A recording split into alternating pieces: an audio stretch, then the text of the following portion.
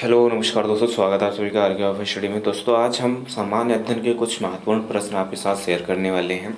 इन प्रश्नों में मैं इनका उत्तर बताऊंगा और साथ ही साथ थोड़ा सा व्याख्या करके भी इनके विषय में, इनके ऑप्शंस के विषय में आपको बताऊंगा। दोस्तों मैं जो जिस दिन पढ़ता हूँ वो आपके साथ शेयर करने की कोशिश करता हूँ। आज मैंने सामान्य अध्ययन के कुछ प्रश्न पढ़े जो आपके साथ शेयर कर रहा हूँ। इन प्रश्नों में बीच में मैंने एक प्रश्न का उत्तर आपसे पूछा है। अगर आपको उसका उत्तर पता है तो कमेंट बॉक्स में कमेंट करके ज़रूर बताना। चलिए देखते हैं कि आज के कौन कौन से महत्वपूर्ण प्रश्न हैं जो मैंने आपके साथ शेयर किए हैं। दोस्तों पहला प्रश्न है, शेरशाह सूरी का अंतिम अभियान निम्नलिखित में से किस राज्य के विरुद्ध था? ऑप्शंस हैं कालांजर, मालवा, कन्नौज या गौड़। तो दोस्तों मैं आपको बता दूं, शेरशाह सूरी का जो अंतिम विजय अभियान था वो 1545 ईस्वी में कालिंजर के विरुद्ध था। यानी कि ऑप्शन इसका जो है ए बिल्कुल सही हो जाएगा। ऑप्शन नंबर ए इसका बिल्कुल सही होगा। उसके बाद मैं आपको बता दूं कि जो शेरशाह सूरी थे, इसी अभियान के दौरान एक बम गोला फटने से उसकी मृत्यु हो गई थी, शेरशाह सूरी की। कन्नौज का युद्ध 1540 ईस्वी में शेरशाह और हुमायूं के मध्य हुआ था, जिसमें शेरशाह सूरी की विजय हुई थी। बाकी दोस्तों जो हुमायूं थे, इनकी हार हो गई थी। तो इस तरीके से इस प्रश्न का अगर देखा जाए उत्तर, तो ऑप्शन नंबर ए इसका बिल्कुल सही होगा, कालंजर। अगला प्रश्न देखते हैं, अगला प्रश्न क्या होगा। दोस्तों प्रश्न नंबर 2 है, Mohammedan Anglo oriental college Aligarh की स्थापना निम्नलिखित में से किस वर्ष हुई थी? ऑप्शन हैं 1876, 1891, 1875 या फिर 1874 में। तो दोस्तों इसका सही उत्तर हो जाएगा option number C. Option number C इसका बिल्कुल सही उत्तर है। 1875 में मोहम्मडन एंग्लो ओरिएंटल कॉलेज की स्थापना अलीगढ़ में की गई थी। दोस्तों इसकी स्थापना सर सैयद अहमद खान ने 1875 में की थी। बाद में इसका नाम जो पड़ा वो अलीगढ़ मुस्लिम विश्वविद्यालय हो गया था। यानी कि इसकी जो स्थापना की थी वो सर सैयद अहमद खान ने की थी। सर सैयद अहमद खान ने इसकी स्थापना की थी, किसकी? एंग्लो ओरिएंटल कॉलेज की। एंग्लो ओरिएंटल कॉलेज की जब 1875 में इसकी स्थापना की गई थी, तब सर सैयद अहमद खान इन्होंने की थी। अलीगढ़ में इसकी स्थापना हुई थी। ठीक है, सर सैयद अहमद खान है, अलीगढ़। अब इसका जो नाम है, इस कॉलेज का नाम अब बदल गया है। अब इसका नाम है अलीगढ़ मुस्लिम विश्वविद्यालय। अलीगढ़ मुस्लिम विश्वविद्यालय इसका अभी नाम हो गया है। ठीक है, अलीगढ़ मुस्लिम विश्वविद्यालय इसका नाम हो गया था। दोस्तों इसके जो प्रथम चांसलर थे इस विश्वविद्यालय के, वो थे थियोडेर मेनन। थियोडेर मेनन इसके प्रथम चांसलर थे। प्रश्न नंबर 2 देखते हैं। प्रश्न नंबर 2 क्या है, इनमें से कौन सा दर्रा पश्चिमी घाट पर्वत श्रृंखला में नहीं है? ऑप्शन हैं थाल घाट, भौर घाट, खैबर दर्रा या पाल घाट। तो दोस्तों मैं आपको बता दूं, जो थाल घाट है, यानी जो थाल घाट है और भौर घाट, थाल घाट और भौर घाट, ये दोनों दर्रे जो हैं महाराष्ट्र में पड़ते हैं। ये दोनों दर्रे महाराष्ट्र में पड़ते हैं। जबकि जो पाल घाट दर्रा है, पाल घाट दर्रा केरल में पड़ता है। पाल घाट दर्रा जो है वो केरल में स्थित है। जबकि जो खैबर दर्रा है, खैबर दर्रा जो है, खैबर दर्रा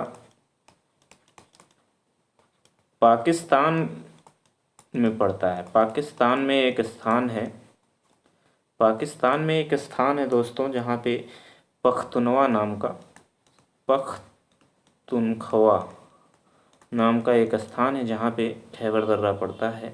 तो इस तरीके से देखा जाए कौन सा दर्रा पश्चिमी घाट पर्वत श्रृंखला में नहीं आता है, तो पश्चिमी घाट में थाल घाट, भौर घाट और पाल घाट तीनों आते हैं।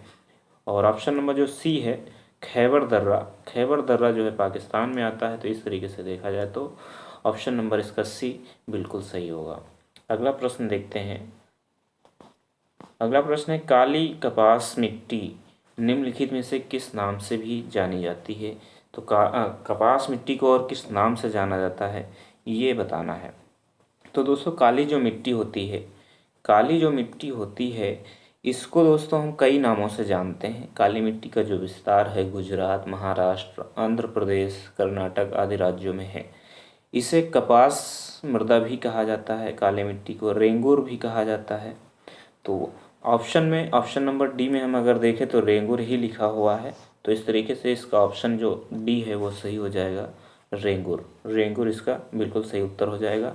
और मैं आपको बता दूं जो काली मिट्टी होती है दोस्तों, ये धान के लिए, धान की खेती के लिए बहुत ही ज़्यादा उपयुक्त मिट्टी होती है। अगला प्रश्न देखते हैं। प्रश्न नंबर अगला है, गंगा नदी के निम्नलिखित में से किस भाग को राष्ट्रीय जलमार्ग घोषित किया गया है? ऑप्शंस हैं हरिद्वार से कानपुर तक की गंगा नदी को, या कानपुर से प्रयागराज तक, या फिर नरोरा से पटना तक, या प्रयागराज से हल्दिया तक। तो दोस्तों मैं आपको बता दूं जो भारत का प्रथम राष्ट्रीय जलमार्ग था वो था प्रयागराज से हल्दिया तक का। प्रयागराज यूपी में पड़ता है, सभी को पता है, और जो हल्दिया है वो पश्चिम बंगाल में पड़ता है। हल्दिया जो है पश्चिम बंगाल में पड़ता है और प्रयागराज यूपी में पड़ता है। तो जो गंगा नदी पर बना हुआ पहला राष्ट्रीय जलमार्ग है वो प्रयागराज से हल्दिया तक है। इसकी जो दूरी है दोस्तों 1620 किलोमीटर है। 1620 किलोमीटर है प्रयागराज से हल्दिया तक की दूरी जो इसका जलमार्ग है। ठीक है, अगला प्रश्न देखते हैं। अगला प्रश्न क्या होगा दोस्तों? अगला प्रश्न है, प्रसिद्ध ज्वालामुखी पर्वत कराकाटोआ निम्नलिखित में से किस देश में स्थित है? ऑप्शन हैं इटली, इंडोनेशिया, संयुक्त राज्य अमेरिका या जापान में। तो दोस्तों इसमें चार ऑप्शन दिए गए हैं। अगर मैं इटली की बात करूँ तो जो इटली में ज्वालामुखी है उसको एटना के नाम से जाना जाता है। जो इटली में है उसको एटना कहते हैं। और इंडोनेशिया में कराकाटोआ नाम की ज्वालामुखी है। अगर हम संयुक्त राज्य अमेरिका यानी कि यूएस की बात करें तो सेंट हेलेंस नाम की है ज्वालामुखी।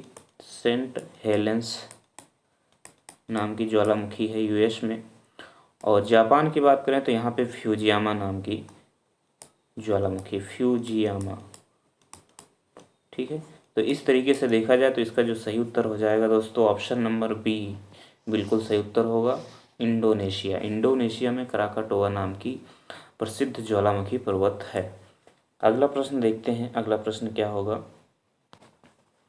दोस्तों? अगला प्रश्न है, भारतीय संविधान के किस अनुच्छेद में केंद्र शासित प्रदेशों के लिए उच्च न्यायालय का प्रावधान किया गया है? ये बताना है कि भारतीय संविधान के किस अनुच्छेद में उच्च न्यायालय का प्रावधान किया गया है। तो ऑप्शंस हैं अनुच्छेद 240, अनुच्छेद 241, अनुच्छेद 239 या अनुच्छेद 242।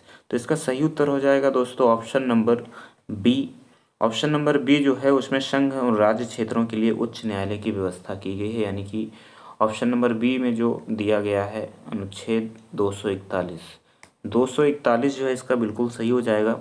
अगर हम बात करें अनुच्छेद 240 की तो इसमें कुछ संघ राज्यों के लिए नियमन बनाने की राष्ट्रपति को शक्ति दी गई है। और अनुच्छेद 242 की बात करें तो ये निरसित कर दिया गया है, ये हटा दिया गया है। और अनुच्छेद 239 जो है संघ राज्य क्षेत्रों का प्रशासन है।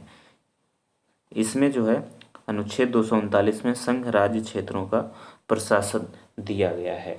अगला प्रश्न देखते हैं। इस तरीके से देखा जाए दोस्तों तो इसका जो सही उत्तर है ऑप्शन नंबर बी है, ये आप याद रखिएगा। 239 इसका बिल्कुल सही उत्तर होगा।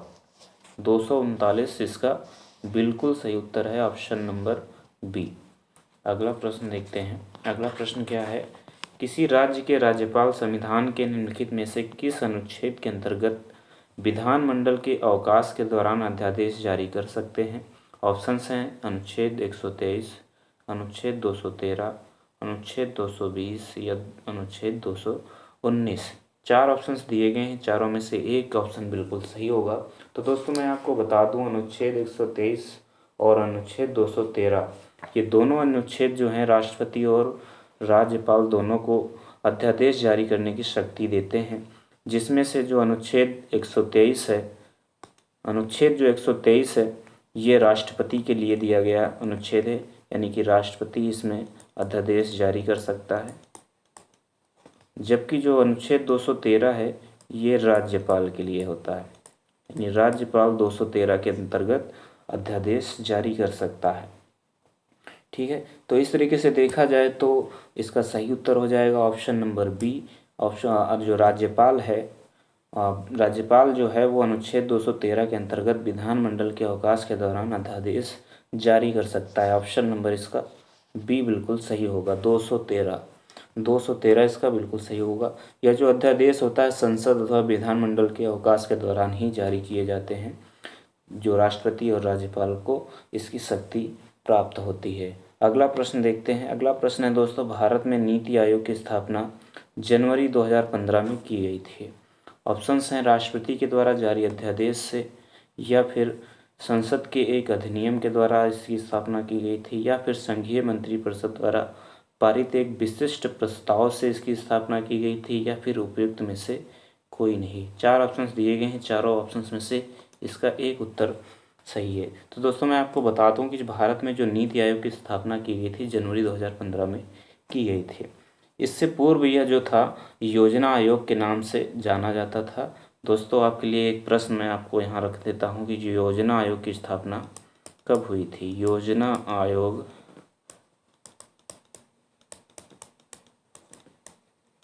की स्थापना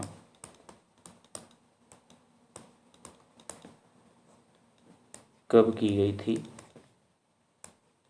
इसका उत्तर आप कमेंट बॉक्स में कमेंट करके ज़रूर बताना क्या होगा। योजना आयोग की स्थापना कब की गई थी। यानी दोस्तों जो योजना आयोग था पहले उसी के स्थान पर नीति आयोग लाया गया था। तो जो नीति आयोग है वो जनवरी 2015 में स्थापित किया गया। नीति आयोग एक गैर संवैधानिक संस्था है, यानी कि इसके संविधान में कहीं भी कोई वर्णन नहीं है। इसकी स्थापना संघीय मंत्रिपरिषद द्वारा पारित एक विशिष्ट प्रस्ताव में किया गया था। तो इस तरीके से इसका जो सही उत्तर हो जाएगा ऑप्शन नंबर सी होगा, संघीय मंत्रिपरिषद द्वारा पारित एक विशिष्ट प्रस्ताव में। ऑप्शन नंबर सी इसका बिल्कुल सही उत्तर होगा। ठीक है, अगला प्रश्न देखते हैं। अगला प्रश्न क्या है दोस्तों, अगला प्रश्न है भारतीय लघु उद्योग विकास बैंक यानी सिडबी का मुख्यालय कहाँ स्थित है। सिडबी का मुख्यालय कहाँ स्थित हमें ये बताना है। सिडबी, कभी कभी इसका पूरा नाम भी पूछ लिया जाता है कि सिडबी का पूरा नाम क्या है। तो सिडबी का पूरा नाम है small industries development bank of India. इसका जो मुख्यालय दोस्तों वो लखनऊ में है। सिडबी का मुख्यालय लखनऊ में है। जो भारतीय लघु उद्योग विकास बैंक यानी सिडबी है, इसका मुख्यालय लखनऊ उत्तर प्रदेश में है। इस बैंक की स्थापना वर्ष 1990 में की गई थी। इसकी स्थापना 1990 में की गई थी। ठीक है, सूक्ष्म लघु एवं मध्यम उद्यमों के ऋण प्रवाह को यह सुगम एवं सुदृढ़ बनाना इसका काम है। एमएसएमई की वित्तीय और विकास संबंधी कमियों की पूर्ति के उद्देश्य के साथ इसकी स्थापना की गई थी। इस तरीके से इसका सही जो उत्तर हो जाएगा ऑप्शन नंबर बी लखनऊ होगा। तो दोस्तों ये थे हमारे आज के जीके के 10 प्रश्न। उम्मीद है पसंद आए होंगे। अगर पसंद आए तो लाइक शेयर सब्सक्राइब जरूर करना। धन्यवाद दोस्तों। जय हिंद, जय भारत।